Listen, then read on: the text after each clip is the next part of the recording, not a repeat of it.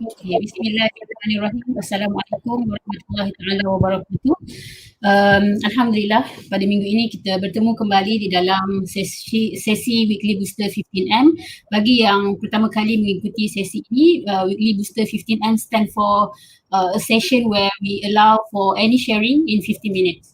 So this week we're going to share about the Intellectual and Society written by Thomas Sowell, and together with us today we're going to have Aisya Amran, master student from University Malaya, and she's currently working at the Securities Commission at the Audit Oversight Board Department. So without further ado, let's start our session tonight. Aisya, maybe you could share with the audience, with the viewers, why you choose this book. What's so special about this book? Okay, hi everyone, Assalamualaikum. Okay, why I choose this book? Because it was I just read this book, and I chose this book mainly because I wanted to understand the thinking of Thomas Sowell. He is the mentee to Milton Friedman, who is a famous and one of the most best thinker of economics after John Maynard Keynes. But they hold the neoliberal thinking, which is no government intervention, and it's opposite to Keynesian school of thought, which is a little bit more on welfare, on economy of welfare. So in time of COVID, I was intrigued about why these people would think that way. It seems kind of mean that you don't really care about people. You want market to correct itself without government intervention. So that's why I chose this book and read it. It's a 600 pages book. And it's a very interesting book because he opened up a lot of perspective and a lot of thoughts that didn't cross my mind. So that's why I chose this book lah. Okay, maybe we move to the next question. I believe that those who are not from economic schools wouldn't know who is Thomas Sowell, and I guess maybe you can share a bit who is Thomas Sowell. Okay, he's an economist in Institute of Hoover in United States. So he's one of the leading thinkers, one of the leading thinkers in economics, but he doesn't just write about economy, he write about other things like government policies and races and disparities in the world. And I can say he has the way he writes his book, he believes in whatever your arguments are, it has to be proven with data, empirical data. So that's what he wrote in this book about intellectuals, where intellectuals don't usually, when they don't usually give concrete data sometimes when they come up with their arguments. And even though and he said that the intellectual does not necessarily mean you have wisdom, because he mentioned in his book that many times the internet cause catastrophe in the world, like it can even cause death and economic blunders. So these things affect what intellectuals do and how they advise the governments or people that are in high ranking or authorities can affect the world, and they not necessarily right all the time. So that's what he wants to emphasize in his book. This book. Okay.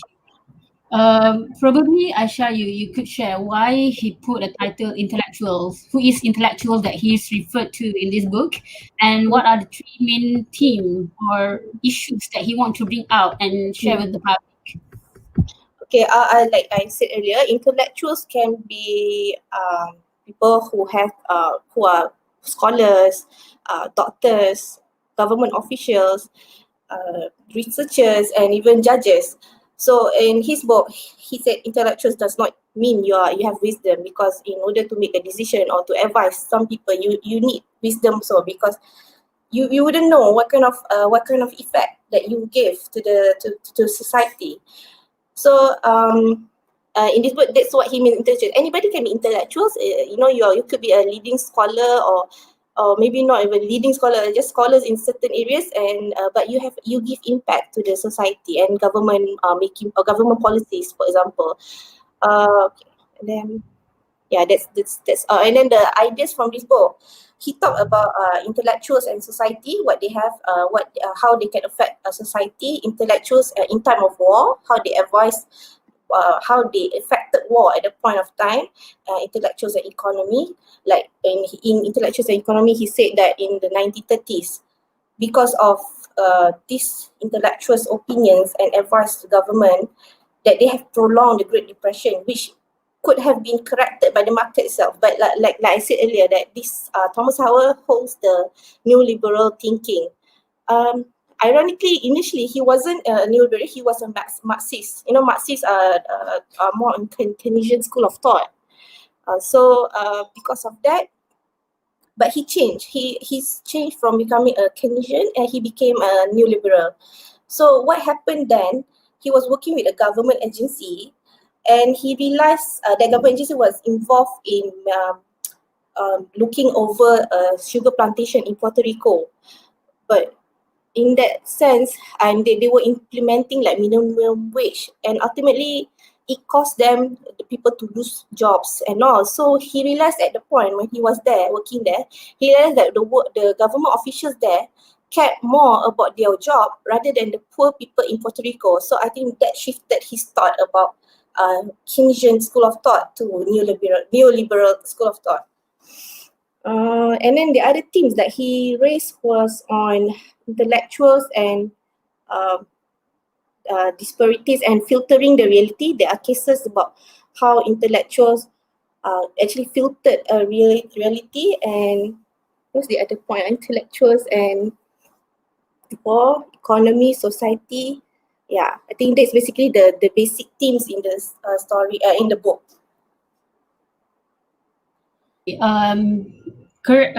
Just now Aisya shared about how intellectuals can actually affect society. So maybe in the context of Malaysia, for example, those working in the government sector, actually putting up the public policy, our PTDs and whatnot.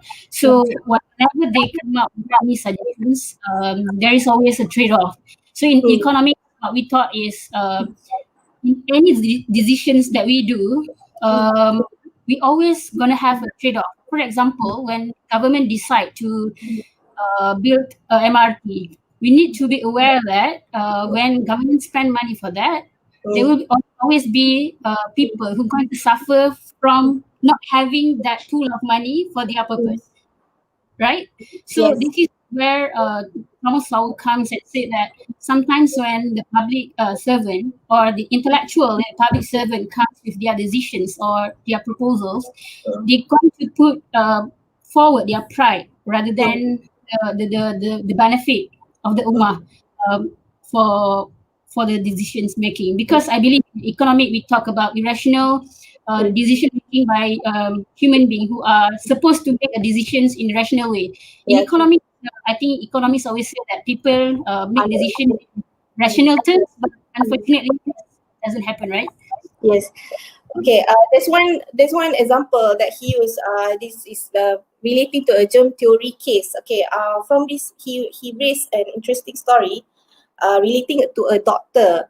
He was actually what Thomas Howell wanted to say in this book, that in this top issue, that sometimes we don't have enough information at that point of time, or enough theory to back our inference. For example, okay, let's say this doctor in the 16th century, if I'm not mistaken, and this was before the germ theory were introduced. So he observed that whenever he performed an operation, he realized that whenever he washed his hands, that the success rate of the operation is better and there are less complication from that. So he told his colleagues and other doctors to, okay, maybe you guys should practice washing your hands, so that your patients will not die from the procedure. However, they laughed at him and they said, what's your basis of saying that? So he said that, because he made an observations of several patients of his procedures, and they said, that's a very simplistic argument. Okay, Thomas Howell mentioned that intellectuals tend to use simplistic argument if they don't agree with you, especially when you come up with data and they will just say, that's very simplistic. But in that sense, he was saying that this doctor, actually he was right. It's just that at that point of time, germ theory was not in the doctors weren't aware. I mean, they have not come up with that yet. Okay, then on another example that I remember was that was close to my heart. Okay, on gun control. So he said, this is very fun. This is a very funny issue for me, because he said, I have always believed in gun control, because for me, you look at the kind of death that they have in schools in the United States, for example. So I always wondered, how can people in like neoliberals think like, oh, you should not control people's life. They should be able to carry a gun. That's for their protection. But he raised a very good explanation in his book, in the sense that he said that there's an inverse relationship between gun control and crimes. He even used data from other countries, from UK, US, and all the Europe countries and Switzerland. And he said that apparently, when they started introducing gun control in UK, crimes went up. There were more homicides, and then things were actually opposite than what they intended to do. Nevertheless, I still think that despite his solid argument and all the data that he came up with in his book, I still think that there should still need to be some sort of gun control, because you can't have children getting access to their parents' gun at home and bring to school and cause chaos in school. Then other case that he raised was an example of in eugenics. Eugenics are people that want to eliminate a certain race, so inferior race to them. And he said that these were leading scholars and leading professors from Harvard, Yale, even Irving Fisher raised that, people of certain race, like, he said Chinese and Asians should be eliminated from the world. They are beaten races. So these are very intellectual people. These are smart and educated, and they're from Ivy League universities. Yet they even come up with that kind of conclusion. But these were in the earlier days. This was in the 1950s, 30s. So yeah, probably the sensitivity is not there yet. Nevertheless, he will say there's one award-winning Nobel Prize economist. His name something, Leonard Gunder something. Okay, he won a prize. He even said that there should be a castration of people, like to mandukan people of certain race because they are inferior. So these are leading thinkers, and yet they come up with ridiculous notion. Even like there's a book written by Madison Grant. So this person wrote the book about how the world should be ruled by people of white race, how the world should be ruled by, because they don't believe in other races. And this book was Hitler said that this book was his Bible, because that's why he was so fanatical about being the master ruler of the world. Okay, so I think another interesting story that I like from this book about intellectuals made an impact, in the sense that there's one environmentalist, her name is Rachel Carson.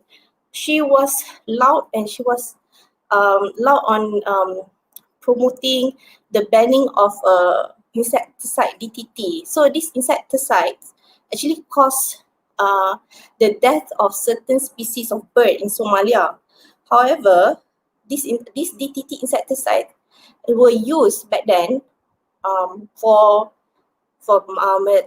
to prevent malaria by estimating the mosquito eggs. But she even won a prize for promoting, the banning. She was loud with her campaign. Even wrote a book, the silent singer or something, referring to the bird, because she's promoting, okay, because he used this insecticide, he caused this bird to go extinct. So because of her action of promoting environment cause, she actually caused the death. According to Thomas Hall, she actually caused the death of 2 million Somalians from malaria. So according to Thomas Hall, she could be the only the first person or the only person in the world that killed a lot of people, up to 2 million, without an army behind her. So this kind of impacts that can cause that can cause the thing you affect you whatever you say and whatever you fight, you need to weigh in other factors.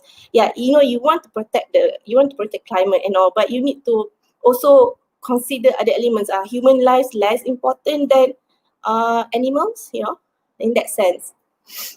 It is interesting points of view. Yeah.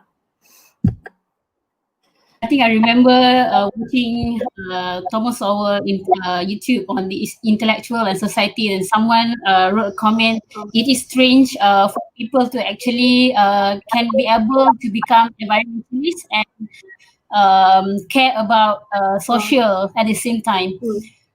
So maybe the next question is, someone is asking you, hi Aisya, may I ask, how do you rate this book against other books you have read? This is a very From Zul. Yeah, for me, it's a hard question, because from every book that you read, you find something new, something interesting that open up your perspective that you like. So, okay, it's a very long book, and there are times that I am struggling with his concept, because I think on some level, I don't really agree to his arguments or to his ideas, but he managed to change a little bit of my perspective. So how do I rate? I'll give this book 7, I think, because I think the book is very informative, and it does change a little bit of my mindset to certain things, like I said just now, the gun control issue. I've always thought that gun control, you kill a lot of people and it doesn't have an inverse relationship to crime, but apparently not so based on his book. Okay, maybe 3 personal things that you learn from Thomas Sowell and maybe his book Intellectual and Society.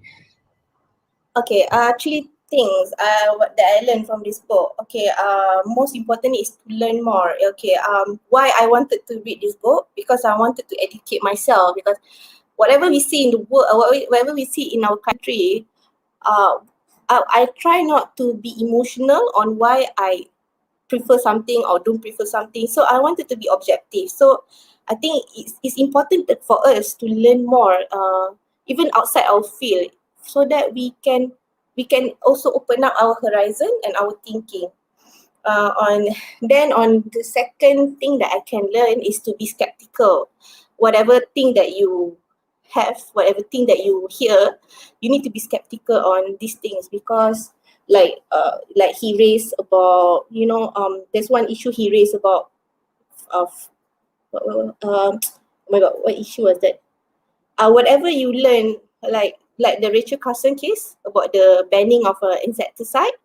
It's true that you have to fight for animals and etc., but you should not forego the impact that you can have on human lives and maybe other things also. So be skeptical with the information that you get too.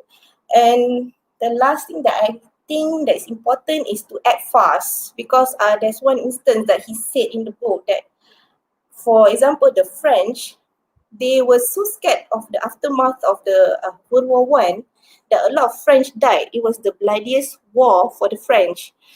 But because of so when it comes to before World War Two, they were denying the strength of the Nazi building up, and making a move towards France and other European countries. They even signed up a pact to not start a war with French to Germany, even though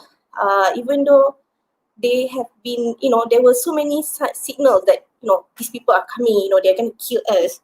Even Mr. Churchill said in the book, in the book he mentioned, Mr. Churchill mentioned that he has warned Neville Chamberlain, I think the Prime Minister at the point of time for UK, to act fast regarding this issue. But everybody was, like India, La La Land, I don't know. So they didn't act fast on that.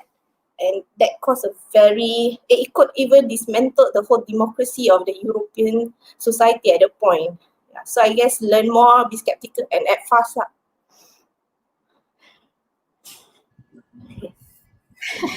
Who was Sowell Aisya Amran from Farhana Roslan? Okay, who was he? He's a mentee to Milton Friedman. I think I've said earlier, he's an economist in Institute of Hoover. One interesting about him, he's an African American, but he doesn't believe in government assistance.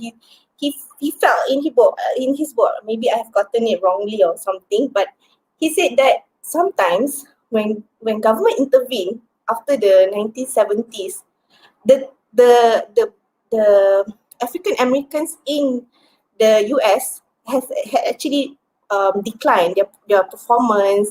Things were the racial tension gotten worse, because when you use this sympathy card, um, it costs, like, let's say, neighborhood, the area of African American to get lower price, because of this stigma that you're not good, you're inferior. And then, yeah, there's also one thing that he said in the book that I also like, regarding um, race and intelligence. He said when mass immigration of Southern Italians and Jewish came to US, they came about the same time. I mean, the number of them. So he said that when they came in, um, they were on, like you say, they are on the same starting point, like, okay, because they are immigrants and they're poor, so they should be able to. So he measured that their intelligence at that point. And finally, he said the Jewish did very well compared to the Saudi Italians, and this can be seen in New York, the Lower East Side. And then when he tried to uncover what is the reason, and he said even the uneducated Jewish cared so much about education that even though they were poor and all, they wanted their children to learn and go to school. As opposed to Southern Italians in his book, he said that they even burn school, to the extent. So they say, if your history and your culture doesn't want to change, is it the fault of the people? Is it the fault of the government for not giving you assistance? Because if you put on the same platform and you're still blaming, this race is superior, and then you cannot use that, because he has seen it in the Southern Italians and Jewish society in the New York. I believe he always put forward the idea of change should come from within, Yes, right? yes, yeah. That's because Yes. even though he's I, yeah, even though he's with African, yeah, he doesn't believe in how because he worked hard. He wasn't from a well-to-do family. I think he lost his parents when he was quite young too, and he worked hard, and he's someone now. So yeah, sometimes some people are blessed with better IQ, but to him, consequences of income and wealth is not a cause; it's an effect. So do you blame something just because so it should come individually. That's his idea lah in this book. So he talks a lot about other things too, but yeah, I will not go through that tonight. okay. Do you have any critiques on it? Because, I believe that people might question. So, do we still need government then if private can actually do everything in the eyes of Thomas Sowell? Ideally, if you have a flawless government, okay, okay, sorry, I just wrong. I think we still need government, regardless our government can be corrupt or something. Because in my point of view, when private maneuver the economy, private are by nature they are profit making. So, and I think I've read before that the higher or the richer you are, the less sensitive you are to the poorer and the needy people. So they have this, I don't know, I'm not trying to be biased, but they have this superiority complex that I've gotten to this stage in life, so you guys are just lazy, that you don't work hard. Sometimes perhaps they have that mindset. So I think, yes, I still think government intervention is necessary and crucial, especially you look at now and during this pandemic. People are jobless.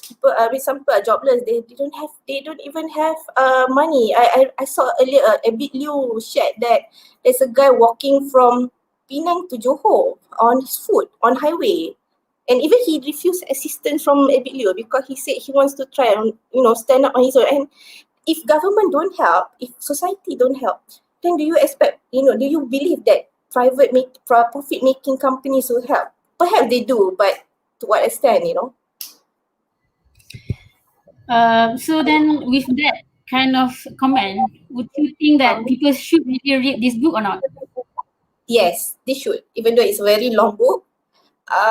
It's interesting to change your perspective and open up your perspective, like I mentioned earlier, because last time I have this notion that why are these people so selfish, you know, why are they so pro companies, pro profit, you know, do they care about poorer people? So I was thinking, I had that mindset, but like I said earlier, Thomas Sowell was actually a Marxist initially when he was younger. Then he shifted. Then something must have triggered him. Something must have opened his eyes. So yeah, I think people should read if they are interested in this kind of topics. But I think it's not wrong for you to educate yourself on things and have different opinions too. Okay, I think I learned a lot from Aisya tonight, and 3 personal things that she learned, like learn more, be practical, act fast, is very important for us nowadays, because we are living now in a world where things change very fast, and even in the COVID situations, we need to act fast, and we can't be um, tak boleh delay lah buat kerja ni kan. So we really need to think properly, and we need to train our mind to do that better. So kalau siapa yang pernah baca buku Daniel Kahneman, Thinking Fast and Slow, he talk about system thinking, and another one is the limbic, from the thinking from the limbic system. Yeah. So if we train our mind to always think systematically, you will be able to act fast in a very chaotic situations. So I believe that we should read this book to understand what we as intellectual should do, take lesson from it. I mean, despite many public servants do bad things from their decisions, pursuing their pride or whatever, we as a Muslim some more should be able to think properly, act in the line of what Allah have asked us to do, put in the right context. Dan macam tadi Aisyah ada sebut pasal private, actually susah lah kan nak make sure the distribution of wealth, but if we baca Quran and baca dengan iman lah buku ni, orang kata you'll be able to actually make sense of the ideas that put forward by Thomas Sowell. But of course, government also has its own function to make sure that our society run in a proper way. I think we already 27 of our discussion. The 15-minute goes 27 is normal for our weekly sessions. Thank you, Aisya. I look forward to learn from you. And maybe before we end, next book, and why is the next book? Why you choose that next book? Okay, my next book, currently I'm reading it halfway. It's Slavery and Islam, written by Jonathan A.C. Brown. Why I chose that book? Because, you know, in light of Black Lives Matters and all, I wanted to understand, because in the Quran also it says that Nabi Muhammad was the best creation of God made. So I wanted to understand why he's a noble creation had slaves. As you know, because I saw on Twitter people say even Nabi Muhammad had slaves. So I didn't like it. So I want to understand. Even though, so Jonathan A.C. Brown wrote a very good book on that topic. So yeah. Okay, inshallah we will arrange a session for Aisya on the slavery and Islam, maybe somewhere in February onwards, because session for December and January already full. For those who want to share any book, just drop your name at this Facebook session, Surim Baca, or you can drop your name to my Facebook, Halimatul Muhammad, and inshallah see you next week. Assalamualaikum. Thank you everyone. Thank you everyone.